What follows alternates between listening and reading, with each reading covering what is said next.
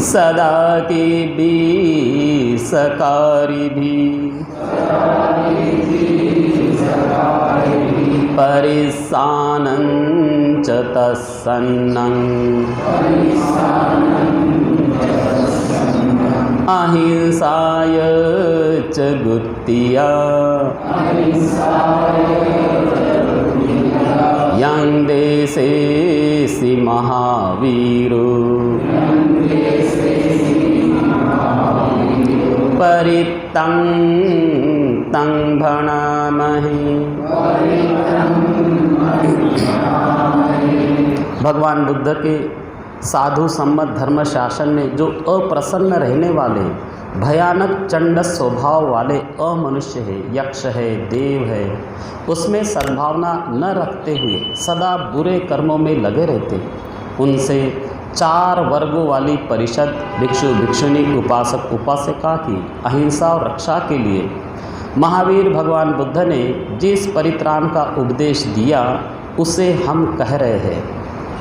विपस्सिस च न मत्थु चक्षुमन्तस् श्रीमतो शिक्षिसपि च न मत्थु सर्वभूतानुकम्पिनो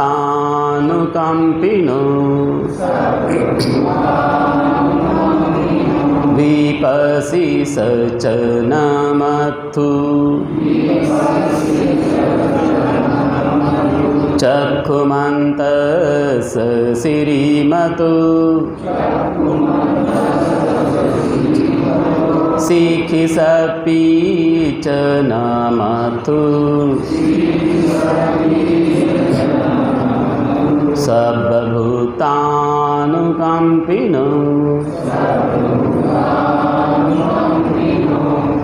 तो विपस्सिस च न मत्थु, भगवान विपश्ची बुद्ध को नमस्कार। अब भगवान बुद्ध के पूर्व जो सम्यक संबुद्ध हुए उनको नमस्कार है। तो भगवान विपश्ची बुद्ध को नमस्कार। वो कैसे थे? वो चक्षुमान थे। भारत देश में जो नाम पढ़ते हैं वो कोई अकारण नहीं पढ़ता। जैसे भगवान बुद्ध का नाम पड़ा सिद्धार्थ, वो सिद्धार्थ क्यों पड़ा? वो 50 वर्ष के हो गए थे, राजा शुद्धोधन और महामाया, तो भी पुत्र नहीं हुआ था। तो जब पुत्र प्राप्ति हुई तो हमारी मनोकामनाएं सिद्ध हो गई, इसलिए नाम पड़ गया सिद्धार्थ। फिर ये राहुल नाम कैसे पड़ा?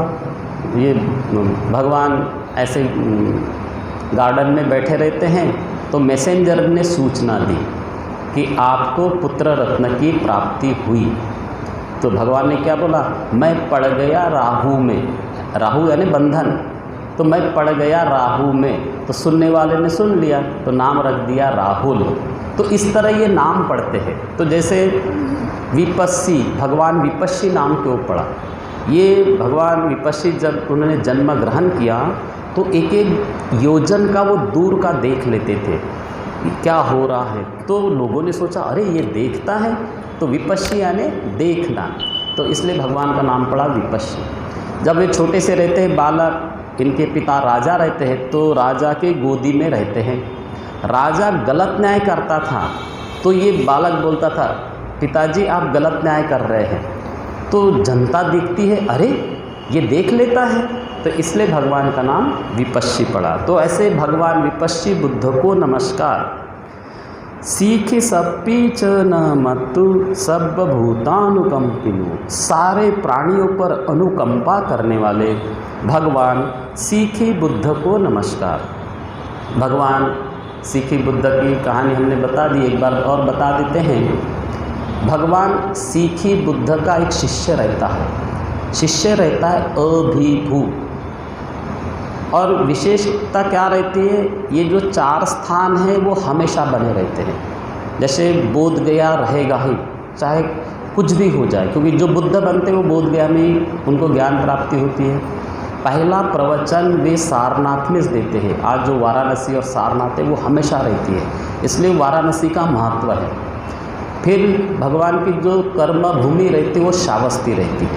जितने भी बुद्ध आएंगे, जैसे ये श्रावस्ती है, क्या हुआ कि अनाथपिंडक ने सोने के सिक्के बिछा के वो भूमि खरीदी। इसके पहले के बुद्ध के लिए सोने के ईंटें बिछा के भूमि खरीदी गई थी। इसके पहले के बुद्ध के लिए सोने का जाल बिछा के वो भूमि खरीदी जाती है।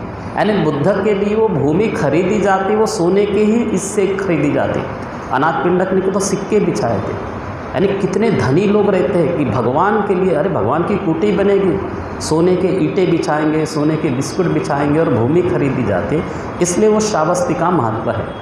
तो ये भगवान सीखी बुद्ध अभिभू के साथ बोलते अरे चलो ब्रह्मलोक घूम के आते हैं। भगवान ब्रह्मलोक में गए।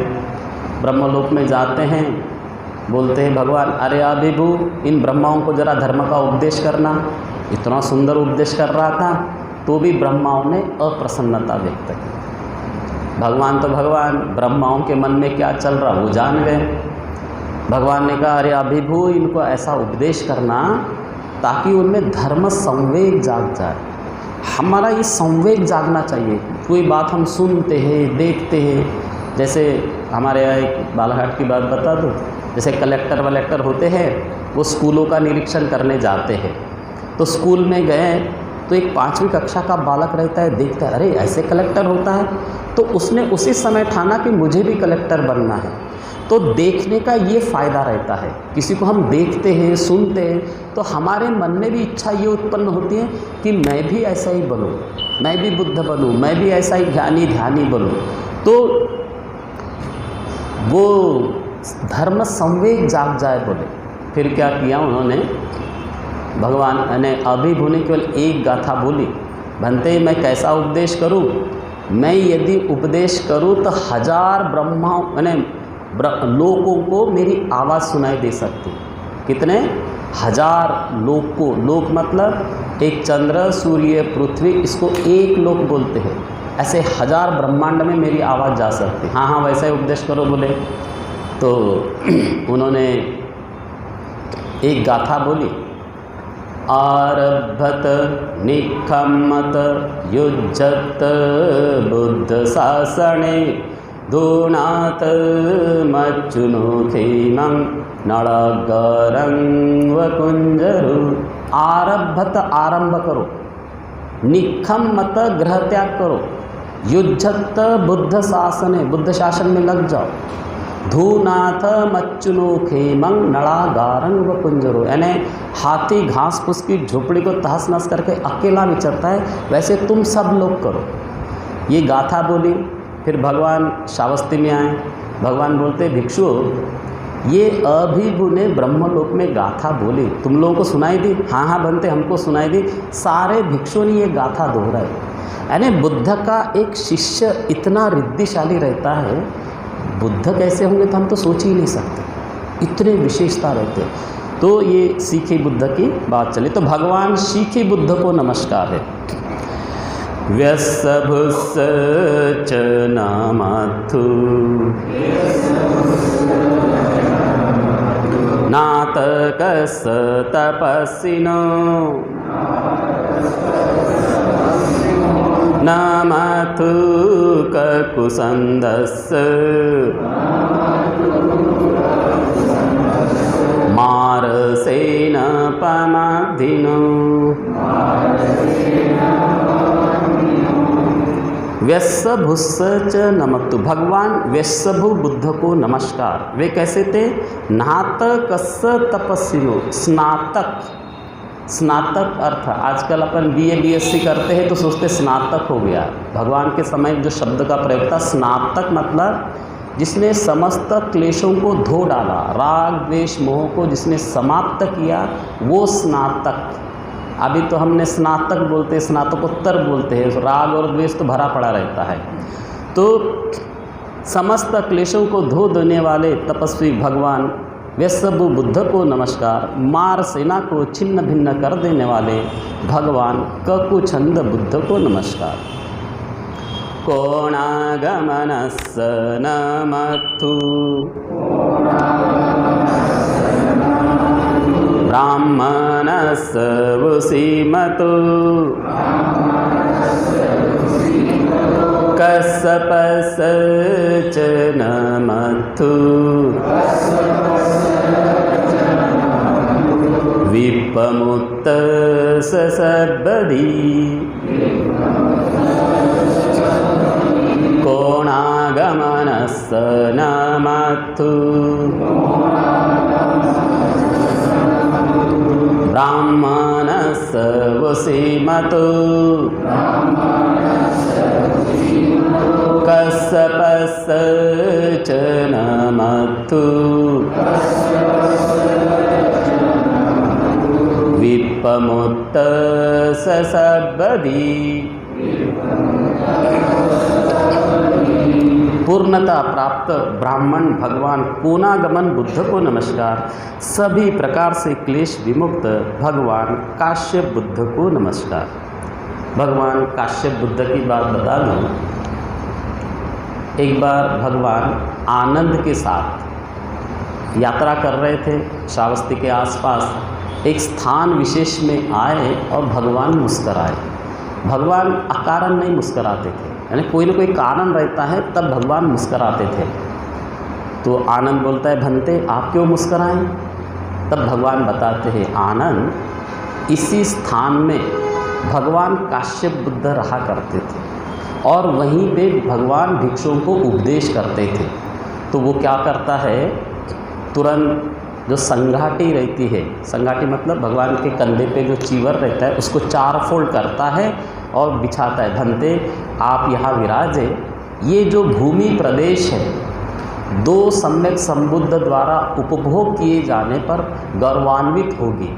फिर भगवान बैठते, फिर भगवान बताते कि यहाँ भगवान काश्यप बुद्ध की कुटिया थी, वो उपदेश करते थे।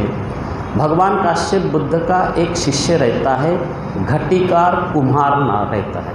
उसका नाम क्या रहता है? घटिकार कुम्हार। उस घटिकार कुम्हार का एक मित्र रहता है, ज्योतिपाल नाम का एक ब्राह्मण युवक रहता है। तो घटिकार कुम्हार ये ब्राह्मण ज्योतिपाल को बोलता है, अरे ज्योतिपाल चलो भगवान के दर्शन करने चलते।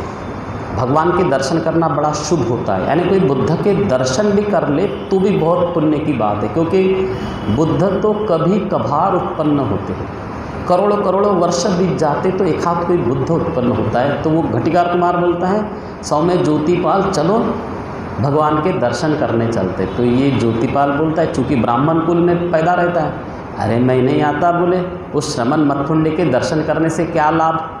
दूसरी बार बोलता है, अरे चलो बुद्धों के दर्शन बड़ा शुभ होता है। तो पुनः वो बोलता है, मैं नहीं आता, श्रमण मथुंडे के दर्शन करने से मुझे क्या लाभ। फिर वो नहाने जाते गंगा नदी के पास और फिर वो घटिकार कुमार बोलता है, अरे देखो पास में ही भगवान का आश्रम है, चलो चलते। वो मान गया, जाते हैं और घटिकार कुम्हार बोलता है, भंते ये मेरा प्रिय मित्र है, इसको आप धर्म का उपदेश करें। भगवान ने इतना सुंदर धर्म का उपदेश किया, भगवान को प्रणाम किए और वापस जाने लगे। ज्योतिपाल कहता है घटिकार कुमार से, तुम भिक्षु क्यों नहीं बनते? बोले तो बोलता है, मैं भिक्षु नहीं बन सकता क्योंकि मेरे माँ बाप अंधे हैं, मुझे उनकी सेवा करनी पड़ती। वो ज्योतिपाल बोलता है, मैं तो भिक्षु बनूंगा बोलता है। फिर वापस जाते हैं। घटिकार कुमार बोलता है, बनते ये प्रवज्जित होना चाहता है, भिक्षु बनना चाहता है। तो भगवान ने उसको प्रवज्जित किया, भिक्षु बना और ज्योतिपाल ने समग्र त्रिपिटक को कंठस्थ किया और बुद्ध शासन की शोभा बढ़ाई। भगवान ने कहा आनंद को, आनंद वो ज्योतिपाल कोई और नहीं था, वो तो मैं ही था बोले, यानी भगवान ही स्वयं उसके यानी बोधिसत्व के रूप में उन्होंने जन्म ग्रहण कहते हैं। यानी सिद्धार्थ गौतम ने कितने ही बुद्धों को देखा था और हर बुद्ध से आशीर्वाद प्राप्त किया था, ये इतना करना पड़ता है। तो कहने का तात्पर्य है कि पहले तो हम मना करते हैं, अरे हमको जाने से क्या बात, लेकिन जब हम जानते हैं, देखते हैं, सुनते हैं, तब हमारे मन में भी ऐसी इच्छा उत्पन्न होती कि नहीं मुझे भी ऐसा कुछ करना है। इसलिए दर्शन करना, श्रवण करना ये नितांत आवश्यकता है। अंगिरस नमथु सत्यपुत्र श्रीमतो यो इमां धम्मं देशेसि सर्वदुःखापनुदनं।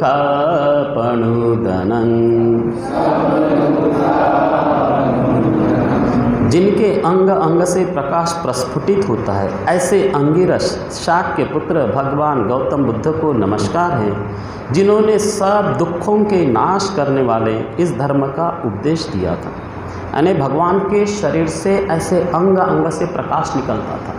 यानी भगवान जब ध्यान करने बैठते थे तो सुबह जैसे 6 बजे सूरज को देखिए तो सूरज नहीं रहता, एक प्रकाश का पुंज लगता है, वैसे ही भगवान थे।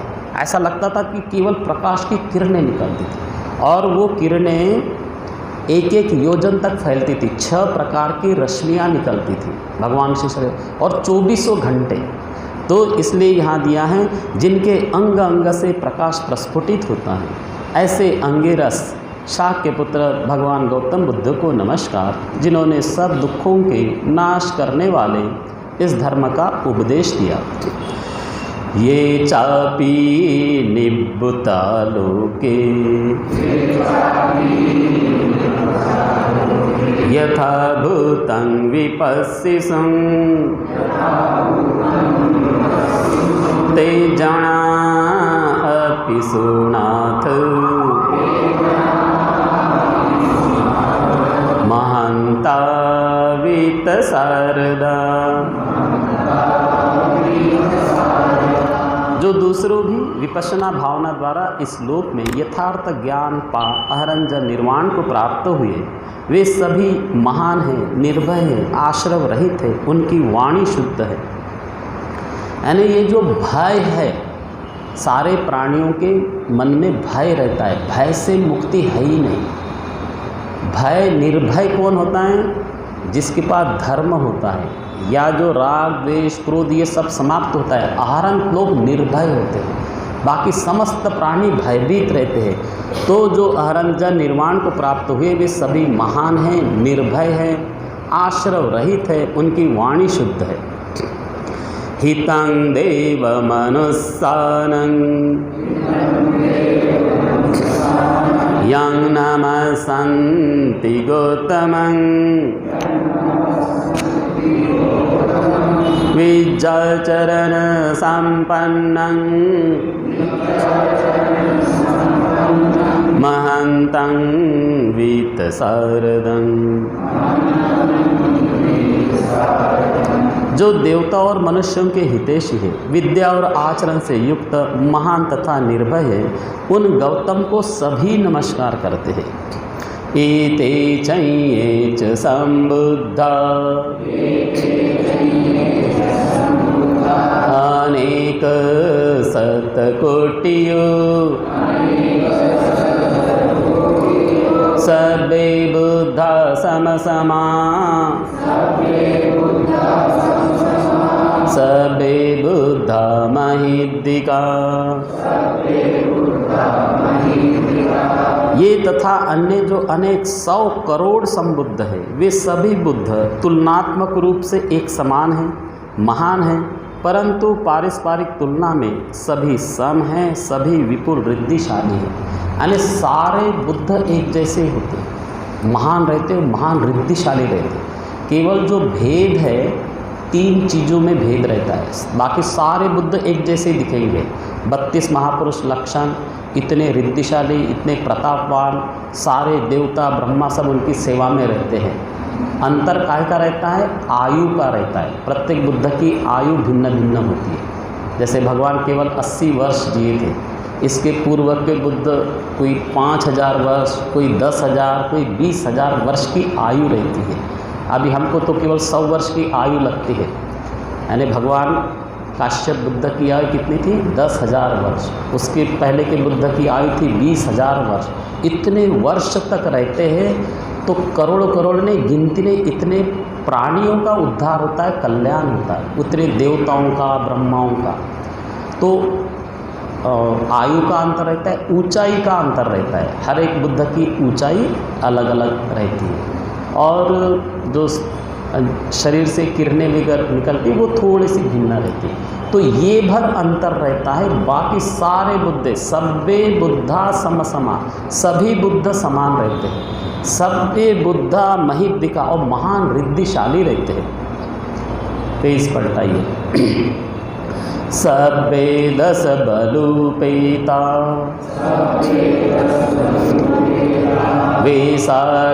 वेसारजेहुपागता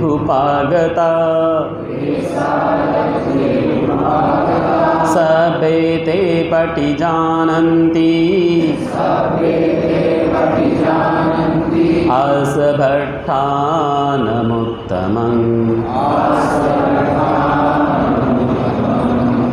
वे सभी बुद्ध 10 बातों से युक्त होते हैं, वे बलशाली होते हैं, सब वैशारद होते हैं, निर्भीकता से युक्त होते हैं, वे सभी उत्तम श्रेष्ठ स्थान को जानते हैं। यानी सभ्य ते पटि जानन्ति, यानी वे सब जानते हैं। यानी इस समस्त ब्रह्मांड छोड़ दीजिए, लाखों करोड़ों ब्रह्मांड में क्या हो रहा उसके बारे में जान जाते हैं। अपन तो थोड़ा सा भी नहीं जानते। एक को फिजिक्स आती है तो मैथ्स नहीं आती, मैथ्स आती तो केमिस्ट्री नहीं आती। हम तो एक छोटा सा पोर्शन भी नहीं जानते। आज हम जिसको विज्ञान कहते हैं, हम आँखों से देखते हैं ये महासमुद्र है, तो महासमुद्र की गहराइयाँ नहीं नाप सकते, क्योंकि हमारे पास ऐसी टेक्नोलॉजी नहीं है, कोई विज्ञान डेवलप नहीं है। मैक्सिमम गया है हमारी पनडुब्बी तो 11 किलोमीटर तक गई है, और महासमुद्र कितना गहरा है ये नहीं मालूम, लेकिन भगवान सब बताते हैं कि समस्त वो केवल प्रज्ञा से बताते हैं। महासमुद्र की गहराई कितनी है मालूम है? 84,000 योजन गहरा है महासमुद्र। यानी बुद्ध समस्त चीज़ों के बारे में जानते, इतना जानते हुए भी भगवान केवल काम की बात बोलते हैं। भगवान ने एक बार बताया, भिक्षु जैसे ये महावन है, जंगल है, इसमें कितने पत्ते होते हैं? अनगिनत। और भगवान ने ऐसे मुट्ठी में पत्ते पकड़े, बोले ये मेरे हाथ में कितने पत्ते बनते? ये तो छोटे कम है, गिना जा सकता है। तो भगवान ने ये कहा, मैं जो जानता हूँ उसका कोई मुकाबला नहीं। मैं इस समस्त ब्रह्मांड में सब चीज़ जानता हूँ, सभ्य ते पटि जानन्ति, मैं सब जानता हूँ, लेकिन बस मैं काम की बात करता हूँ, क्योंकि सब कुछ जानकर मिलेगा क्या? तो काम की बात मैं कहता हूँ, ये दुख है, ये दुख मुक्ति का उपाय है। बस यही भगवान बोले पूरे जीवन का, सारे सूत्रों का निचोड़ है। मैं सब चीज़ बता के करूँगा क्या? तुम्हारे किसी काम का नहीं है। तुम्हारा काम क्या है? ये चित्त है, चित्त में राग द्वेष क्रोध है, इसके कारण तुम परेशान होते हो, इसको दूर करने का उपाय। पूरे जीवन भर भगवान ने एक ही बात सिखाई, ये समस्या है, ये समाधान है, ये प्रॉब्लम है, ये सोल्यूशन है, बस खत्म। यानी बुद्ध तो सब जानते हुए भी केवल काम की बात बोलते हैं। सिंहनादं नदन्ते ते परिसासु विशारदा ब्रह्मचक्रं पवत्तेति लोके अपटिवत्तियं सिंहनादं नदन्ते ते परिसासु विशारदा ब्रह्मचक्रं पवत्तेति लोके अपटिवत्तियं। भगवान जब परिषद में जाते थे, 4 प्रकार की परिषद होती थी। एक क्षत्रिय परिषद, ब्राह्मण परिषद, देव परिषद और ब्रह्म परिषद। चारों परिषद में जब भगवान जाते थे तो सिंहनाद करते थे। ये सिंहनाद क्यों ऐसा कहा गया? जब सिंह अपनी जब गुफा से निकलता है तो वो अवलोकन करता है चारों दिशाओं का, और 3 बार सिंहनाद करता है। वो सिंहनाद क्यों करता है? वो सिंहनाद इसलिए करता है, जब से वो शिकार करने के लिए जाता है तो मुझे जिसका शिकार करना है मैं करूँगा बोलता है, तो छोटे मोटे प्राणी सब भाग जाते हैं। जैसे वो सिंह नाद करता है कि इतना उसका नाद भयानक रहता है कि छोटे मोटे प्राणी बिल में रहने वाले प्राणी बिल में घुस जाते हैं, आकाश में उड़ जाते हैं। ऐसा उसका भयानक महान रिद्धिशाली प्रतापशाली सिंह का नाद होता है। इवन घोड़े हैं, हाथी वगैरह बंधे रहते हैं, उसका नाद सुन के वो मजबूत रस्सियाँ तोड़ के जिधर मिलता है उधर भाग जाते हैं। ऐसा सिंह महान रिद्धिशाली रहता है। इसी तरह भगवान जब चारों परिषद में जाते हैं, ब्राह्मण परिषद, क्षत्रिय परिषद, देव परिषद, ब्रह्म परिषद में, तब वो सिंहनाद करते। किस चीज़ का सिंहनाद? धम्म चक्र का सिंहनाद करते। आपने देखा होगा हमारा राष्ट्रीय चिन्ह 4 सिंह हैं, वो कोई अकारण नहीं है। भगवान जब जाते थे चारों परिषदों में, चारों दिशाओं में 4 आर्य सत्य को प्रकाशन करते हैं, इसलिए 4 चक्र लगाए गए हैं, यानी धर्म चक्र लगाया गया है कि वो चारों परिषद में चारों दिशाओं में सिंहनाद करते हैं, धर्म चक्र करते हैं। किसका धर्म चक्र? 4 आर्य सत्यों का, और वो प्रकाशित करते हैं। और फिर बुद्ध कोई शब्द बोलते हैं, लोके अपटिवत्यम, बुद्ध वाणी को कोई उल्टा नहीं कर सकता। बुद्ध ने कोई बोल दी बात तो बस खत्म, फाइनल। लोग यानी समस्त ब्रह्मांड में न देवता की न ब्रह्मा की, श्रमण ब्राह्मण की तो बात ही छोड़ दीजिए, ब्रह्मा की भी हिम्मत नहीं होती कि बुद्ध वाणी को कोई उल्टा कर दे। तो ये इसका महत्व है कि ये परिषद में सिंहनाद करते हुए परिषद को निर्भय कर देते हैं। संसार में किसी के द्वारा न प्रवर्तित किए धर्म चक्र का प्रवर्तन करते हैं, जिसका समस्त लोक में कोई भी प्राणी उल्टा प्रवर्तन नहीं कर सकता। उपेता बुद्ध धम्मे ही 18 सहिनायका 32 लक्षण उपेता सीतानु व्यंजनाधरा।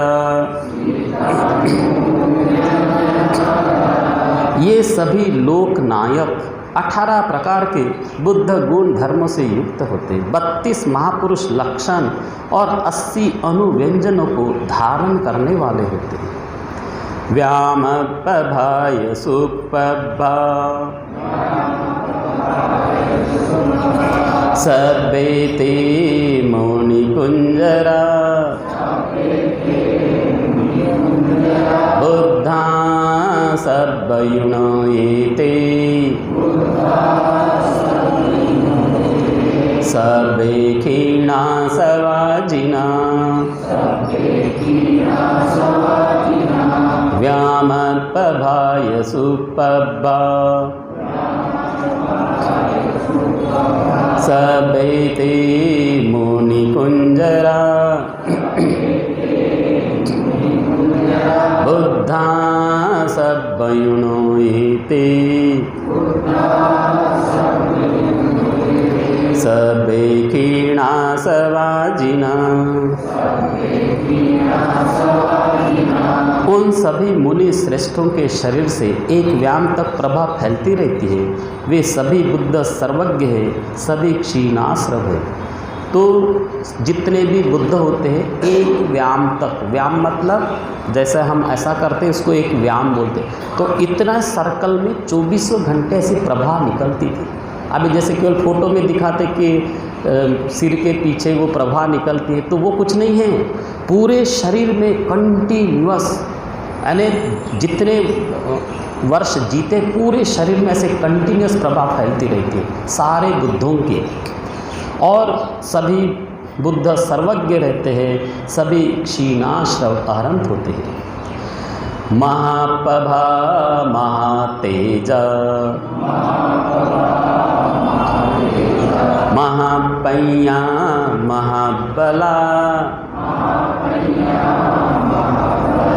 महाकरुणिका धीरा सर्वेशानं सुखवहा महाप्रभा महातेज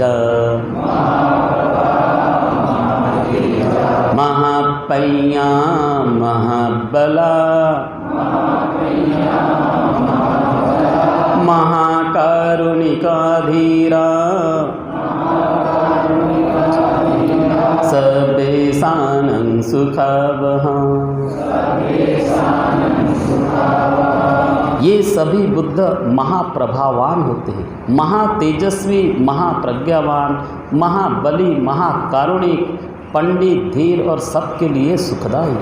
ये सभी बुद्ध महाप्रभावान। ये जो प्रभा है, जैसे चंद्र सूर्य की भी प्रभा है, लेकिन वो भी फीकी पड़ जाती है, क्योंकि चंद्र सूर्य तो 12 घंटे के लिए प्रकाश होते, बुद्ध 24 घंटे प्रकाशमान है।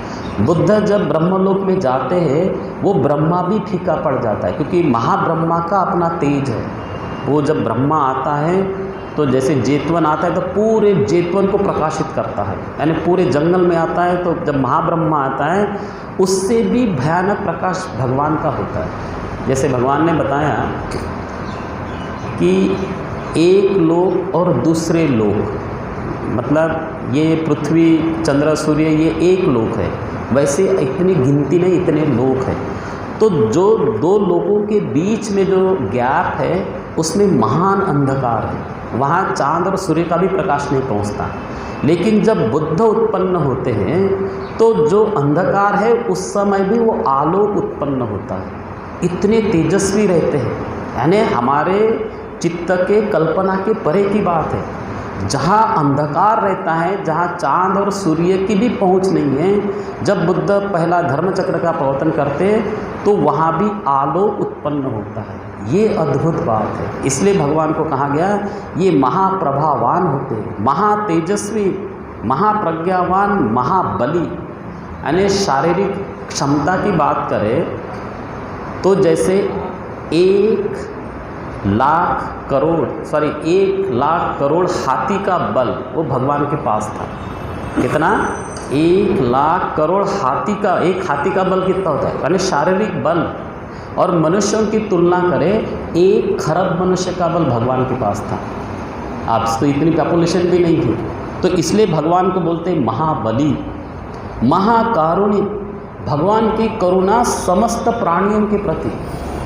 एक समय की बात है, श्रावस्ती रहती है, मई का महीना रहता है, सारे नदी तालाब सूख जाते हैं और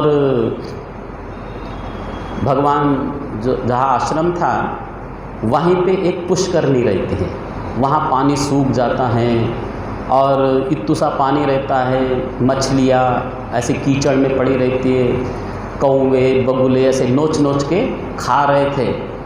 भगवान की करुणा उनके प्रति।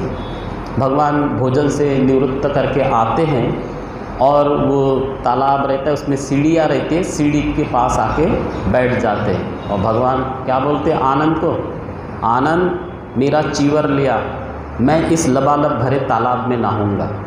आनंद कहता है भंते इसमें तो इतना सा भी पानी नहीं है और आप कह रहे लबालब भरे तालाब में नहाएंगे। आनंद मेरा चीवर लिया, मैं इस लबालब भरे तालाब में नहाऊंगा। दूसरी बार जब बोले तुरंत बादल आए, वर्षा हुई और वो तालाब भर गया। वैसे भी बुद्ध कोई बात बोलते हैं तो ब्रह्मांड के समस्त प्राणियों को उनका आदेश फॉलो करना पड़ता है। अगर कोई नहीं करता तो सिर के 7 टुकड़े होते हैं, लेकिन ऐसी नौबत आती ही नहीं। भगवान ने बोला तो सबको फॉलो करना पड़ता है। तो भगवान की करुणा समस्त प्राणियों के लिए। तो तुरंत फिर तो लबालब तालाब भर गया और भगवान नहाए। और तो इस तरह महाकारुणिक, सबके प्रति, प्राणियों के प्रति, पंडित, धीर और सब के लिए सुखदायी। भेदभाव करता है तो समझ लीजिए गड़बड़ व्यक्ति है। समस्त संसार के प्राणियों के लिए सुखदायी ऐसे भगवान थे।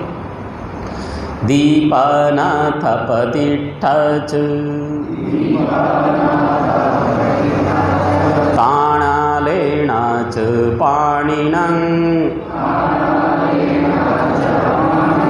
गतिबन्धु महेशास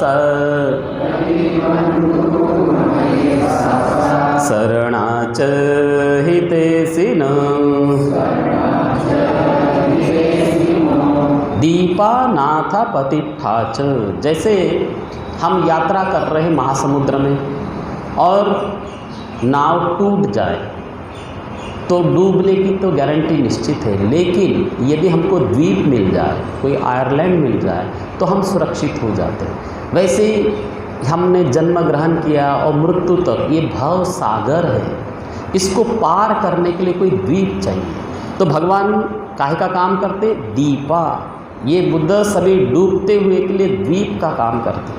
दीपा नाथा, अनाथ के लिए नाथ, पतिठाच यानी जो पतित हो चुके उनके लिए, ताना लेनाच पाणिना यानी निराधार लोगों के लिए आधार, त्राण रहितों के लिए त्राण, निरालयों के लिए आल, गति बंधु महेशासा जिसके जीवन में कोई गति नहीं है।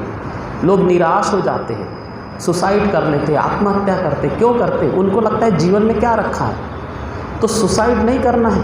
जीवन बहुत कीमती है, आत्महत्या करने के लिए जीवन नहीं मिला, लेकिन लोग आत्महत्या करते हैं, सुसाइड करते। क्यों करते? क्योंकि उनको लगता है, निराश हो जाते हैं जीवन के प्रति। तो भगवान गति प्रदान करते हैं। जीवन इतना महत्वपूर्ण है तो सुसाइड करने के लिए थोड़ी मिला है। तो निराश लोगों के लिए आशा, जिसके जीवन में कोई गति नहीं, गति प्रदान करते हैं। महेशासा बंधु का काम करता है, अशरणों की शरण और सबके हितैषी, ऐसा भेदभाव नहीं करते, संसार के समस्त प्राणियों के लिए हितैषी है। सदैव कस्य लोकस्य सब्बेते परायणा तेषां शिरसा पादे वन्दामि पुरुषोत्तमे। देवताओं सहित सारे लोक के लिए ये आश्रय है। मैं उन उत्तम पुरुषों के, बुद्धों के चरणों में सिर से वंदना करता हूँ। तो भगवान बुद्धों के चरणों की वंदना करनी होती है। आपने देखा होगा जब कोई ब्राह्मण आता था, राजा प्रसेनजित आता था, तो भगवान पास सारे लोग नमस्कार करते थे, भगवान के चरण को दबाते थे और अपना नाम और गोत्र बोलते थे। बनते मैं अमुक ब्राह्मण हूँ। यानी राजा भी जाता था तब भी वो भगवान के चरण को शायद स्पर्श करता था, चूमता था, यानी सम्मान प्रदर्शन के हिसाब से उस समय जो परंपराएं थी। तो ऐसा तो भगवान के चरणों की वंदना करनी होती है। वचसा मनसा चैव वन्दामे ते तथागते सैने आसने ठाने गमने चापि सर्वदा। मैं सोते बैठे खड़े और चलते सदा इन तथागतों की वचन और मन से वंदना करता हूँ। सदा सुखे न रखन्तु बुद्धा सन्ति करातुवं ते हि त्वं रक्षितु सन्तु मुक्तो सर्वभयैः च। शांति प्रदान करने वाले बुद्ध तुम्हें सदा सुखी रहे। इस प्रकार तुम उनके द्वारा रक्षित होकर सब भयों से मुक्त हो। सर्वरोगा विनिमुक्तो सर्वसंताप वर्जितो सर्ववैरमतिकन्तु निभूतो चतुरंगव। तुम सब रोगों से मुक्त हो, सब संतापों से रहित हो, सब वैरों से दूर हो और शांति प्राप्त करो। तेषां सच्चेन शीलेन खन्ति मेत्ता बलेन च तेऽपि त्वां अनुरक्षन्तु आरोग्येण आरोग्येन सुखेन च। उनके सत्य, शील, शांति और मैत्री के बल से तेरी रक्षा हो, तुम निरोग तथा सुखी हो। पेश पलटाई। पुरथिमस्मिन् दिशा भागे सन्ति भूता महीद्दिका तेऽपि त्वम् अनुरक्षन्तु आरोग्येन सुखेन च। पूर्व दिशा में जो महान रिद्धिशाली गंधर्व प्राणी है वो भी तेरी रक्षा करे, तुम निरोग और सुखी हो। दक्षिणस्मिन् दिशा भागे सन्ति देवा महीद्दिका तेऽपि त्वम् अनुरक्षन्तु आरोग्येन सुखेन च। दक्षिण दिशा में महान रिद्धिशाली कुंभड़ देव है, वे तुम्हारी रक्षा करें, तुम्हें निरोग और सुखी रखे। पश्चिमस्मिन् दिशा भागे सन्ति नागा महीद्दिका तेऽपि त्वम् अनुरक्षन्तु आरोग्येन सुखेन च। पश्चिम दिशा में महान रिद्धिशाली नाग देव है, वे तुम्हारी रक्षा करें, तुम्हें निरोग और सुखी रखे। उत्तरस्मिन् दिशा भागे सन्ति यक्षा महीद्दिका तेऽपि त्वम् अनुरक्षन्तु आरोग्येन सुखेन च। उत्तर दिशा में महान रिद्धिशाली यक्ष देव है, वे तुम्हारी रक्षा करें, तुम्हें निरोग और सुखी रखे। पुरथिमेन धतरट्टु दक्षिणेन विरुळ्ळकु पश्चिमेन विरूपक्खु कुबेरो उत्तरं दिशं। पूर्व दिशा में धृतराष्ट्र, दक्षिण दिशा में विरुळ्ळक, पश्चिम दिशा में विरूपाक्ष और उत्तर दिशा में कुबेर है। चत्तारो ते महाराजा लोकपाला यशस्विनो तेऽपि त्वम् अनुरक्षन्तु आरोग्येन सुखेन च। वे चारों लोक की रक्षा करने वाले चतुर्दिक महाराजा यशस्वी लोकपाल देवता है, वे भी तुम्हारी रक्षा करें, तुम्हें निरोग और सुखी रखे। आकाशट्ठा च भूमट्ठा देवानागा महीद्दिका तेऽपि त्वम् अनुरक्षन्तु आरोग्येन सुखेन च। आकाश और पृथ्वी पर रहने वाले महान रिद्धिशाली देवता और नाग भी है, वे तुम्हारी रक्षा करें, तुम्हें निरोग और सुखी रखे। इद्धिमन्तो चै देवा वसन्ता ईधशासने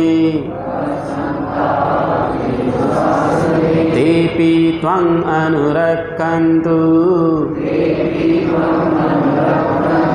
आरोग्येन सुखेन च। जो महान रिद्धिशाली देवता इस बुद्ध शासन में उपस्थित है वे भी तेरी रक्षा करें, तुम्हें निरोग और सुखी रखे। सर्वेतियो विवज्जन्तु शोको रोगो विनश्यतु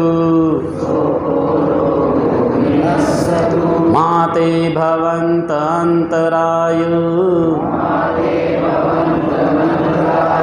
सुखी दीर्घायुको भव। सब आपदाएं दूर हो जाए, सब रोग नष्ट हो जाए, तेरा विघ्न न हो, तो सुखी एवं दीर्घायु हो। अभिवादनशीलस्य नित्यं वृद्धापचायिनो चत्तारो धम्मा वर्धन्ति आयुवन्नो सुखं बलम्। जो अभिवादनशील है, जो सदा वृद्धों की सेवा करने वाला है, उसकी 4 बातें बढ़ती है, आयु, वर्ण, सुख, बल। इसलिए भारत देश में बूढ़े वृद्ध लोग हैं, उनकी सेवा करनी होती है, यानी जो भी अपने से बड़ा होता है उसकी सेवा करनी है, उसकी 4 बातें बढ़ती हैं, आयु, वर्ण, सुख और बल। ये आयु क्या होती है? तो ये केवल 100 वर्ष की आयु नहीं है। जब वो देवलोक में जाता है तो वहाँ दीर्घायु बन जाता है, वहाँ लाखों वर्ष वो जीता है, वो दिव्य आयु कहलाता है। दिव्य वर्ण, दिव्य सुख, ये तो कोई सुख ही नहीं है। तो ऐसी उसकी 4 बातें बढ़ती है। तो इस तरह ये आटा नाटी सुक्त है, इसको रक्षा सुक्त भी बोलते हैं।